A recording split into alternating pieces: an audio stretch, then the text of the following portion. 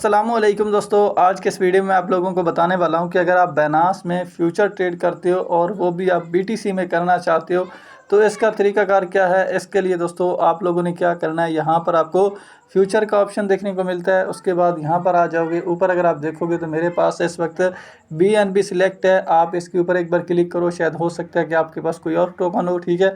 जो भी हो क्लिक करो, उसके बाद यहाँ पर ये सर्च का बटन आ जाएगा, आप इस पर क्लिक कर लो, ठीक है।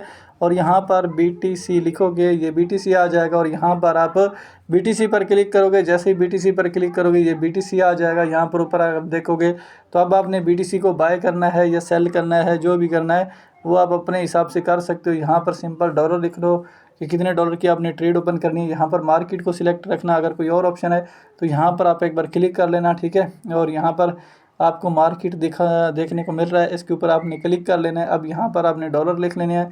जैसे कि मुझे $10 में ट्रेड करनी है BTC में, तो वो मैं लिख लूँगा। उसके बाद मैं बाय करना चाहता हूँ या सेल करना चाहता हूँ अपने हिसाब से, ठीक है।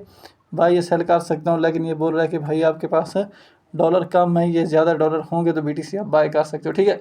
बहरहाल आपके पास तकरीबन $70 होंगे तो आप BTC को बाय कर सकते हो, या आप लेवरेज भी ले सकते हो, ठीक है। तो चलिए मैं लेवरेज भी ले लेता हूँ, ठीक है। और यहाँ पर आप देखो मैंने बाय किया और ये देखो BTC की पोजीशन ओपन हो चुकी है, ठीक है। तो इस तरीके से दोस्तों आप BTC में जो है वो ट्रेड अपनी ओपन कर सकते हो, ठीक है। तो अब मैं इसको क्लोज़ कर लेता हूँ, ठीक है। तो इस तरीके से आप इसको क्लोज़ भी कर सकते हो।